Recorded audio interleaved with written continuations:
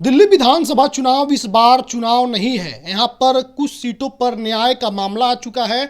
ओखला विधानसभा हो या फिर मुस्तफाबाद का सीट, यहाँ पर विधायक चुनने के लिए लोग वोट नहीं करने जा रहे हैं। यहाँ के लोगों ने साफ तौर पे कह दिया है कि हम इंसाफ करने के लिए अपने मत का प्रयोग करने जा रहे हैं। आपको पूरा मामला बताएंगे कि देखिए क्या कुछ हो गया अचानक से और हम इतनी रात को ये वीडियो क्यों डाल रहे हैं। अब तक जो समीकरण हमने वहाँ पर समझा, पिछले 2-3 दिन रह करके हमने जो समीकरण देखा और अब जो समीकरण की खबर है, ये पूरे तरीके से इस चुनाव को ही पलट दिया है। हम दिल्ली के विधानसभा चुनाव में मात्र 2 ही सीटों पर बात करने इसलिए आए हैं कि इन 2 सीटों पर हमने काफ़ी नज़रें गड़ाई हुई थी और ख़ास करके एक सीट पर हमने काफ़ी समय दिया है। ओखला विधानसभा का चुनाव इस वक्त अब विधायक चुनने मात्र भर का चुनाव नहीं रह गया है।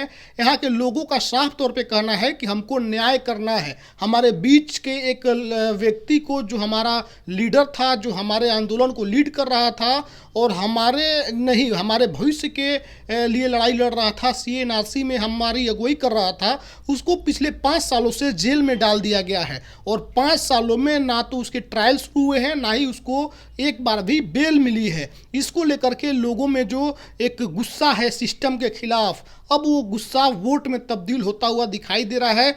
और समीकरण अगर हम ये बता दें कि लड़ाई किसके किसके बीच में है, तो हम अभी तक की जो आकलन है, अभी तक का जो माहौल देख पाए हैं, यहाँ पर अमानतुल्लाह खान तीसरे नंबर पर चल गए हैं। मौजूदा विधायक जो हैं अमानतुल्लाह खान, वो तीसरे नंबर पर चले गए हैं और पहले नंबर पर सिफाउल रहमान आ गए हैं। सिफाउल रहमान के प्रति लोगों की जिस तरीके से सहानुभूति जुड़ी है, और आखिरी दिन याद कीजिए जिस दिन हमने आपको दिखलाया कि एक ऐसी रोड शो जहां पर आज तक ओखला में वैसी रोड शो आज तक किसी ने नहीं करी थी। वहाँ के बूढ़े बुजुर्गों से हमने बात किया था। लाइव रिकॉर्डिंग आप मेरे चैनल पर जाकर फेसबुक पेज पर देख सकते हैं, जहाँ पर 80 साल 60 साल के बुजुर्ग ये कह रहे थे कि हमने अपने पूरे जीवन में इस तरह की रैली नहीं देखी है। और ये रैली सिर्फ इसलिए नहीं था कि ये चुनाव को लेकर के था, ये विधायक चुनने को लेकर के था। ये रैली इसलिए था कि एक मैसेज देने की कोशिश वहाँ की आवाम कर रही है कि अगर हमारे लोगों को तुम कैद कर कर रखोगे तो हम उसको चुनाव लड़ाएंगे और उसको अपने बीच अपने पूरे क्षेत्र में घुमाएंगे संवैधानिक आधार के तौर पर। और हुआ भी। जब नामांकन करने पहली बार सिफाउल रहमान या फिर ताहिर हुसैन मुस्तफाबाद पहुंचे, तब लोग चौंक गए थे कि इतने साल बाद ये अपने लोगों के बीच पहुंचे हैं। उसके बाद एक चर्चा ये भी थी कि क्या इनको चुनाव प्रचार के लिए कोर्ट से परमिशन मिलेगा कि नहीं मिलेगा, लेकिन कोर्ट ने परमिशन दिया। और जिन 2 शख्स को पिछले 5 सालों से हुकूमत ने, सिस्टम ने जेलों के अंदर तहखानों में बंद करके रखा था, चुनाव प्रक्रिया के तहत उनको ये मौका मिला कि वो अपने क्षेत्र की एक एक गली को घूमे, एक एक लोगों से मिले। ये संवैधानिक ताकत थी, ये चुनाव की प्रक्रिया के वजह से ये सब कुछ हो पाया है। अब लोगों ने ये साफ तौर पे कह दिया है कि अब जो चुनाव होने जा रहा है, मुस्तफाबाद का हो या फिर ओखला का चुनाव हो, यहाँ पर हमको विधायक से मतलब नहीं है। क्योंकि उन क्षेत्रों में पिछले 10 सालों से 5 सालों से वैसे भी कोई विकास नहीं हुआ है। वो मेट्रो सिटी तो जरूर दिल्ली है, लेकिन वहाँ पर उस लेवल की विकास 10 सालों में नहीं हुई है। तो अब हमको विकास की ज़रूरत तो है, लेकिन सबसे पहले ज़रूरी ये चीज़ है कि जिनके साथ अन्याय हो रहा है, जो हमारे बीच के हैं, उनको हम अपने एक छोटे से वोट से इंसाफ देने की कोशिश करें। और अब ओखला में सब कुछ समीकरण उल्टा पुल्टा हो चुका है, समीकरण बदल चुका है।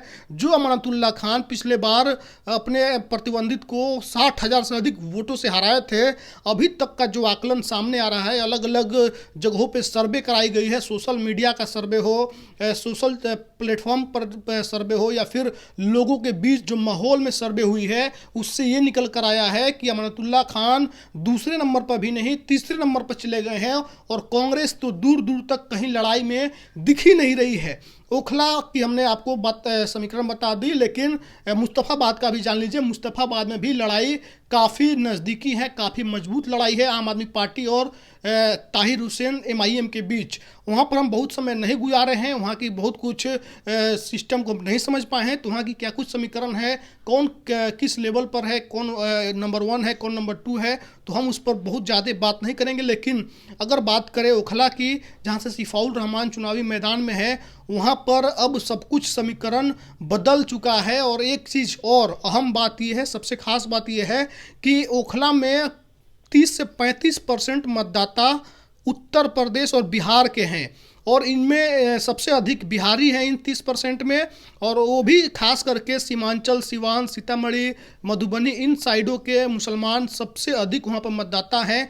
और जिस तरीके से MIM की बिहार यूनिट ने वहाँ पर काम किया है, चाहे राणा रंजीत हो, अख्तरुल इमान हो, आदिल हसन हो, इन तमाम लोगों ने भी अपना प्रभाव छोड़ा है। और उनका भी दावा है कि जो मेहनत उन्होंने की है, जो पसीना उन्होंने बहाया है, वो रिजल्ट में ज़रूर दिखेगा। वीडियो पर आपकी क्या कुछ प्रतिक्रिया है, आपने क्या समझा है ओखला विधानसभा और मुस्तफाबाद को लेकर के, कमेंट बॉक्स में जरूर बताइएगा। और वीडियो पसंद आए तो इसको शेयर भी कीजिएगा। बहुत बहुत धन्यवाद।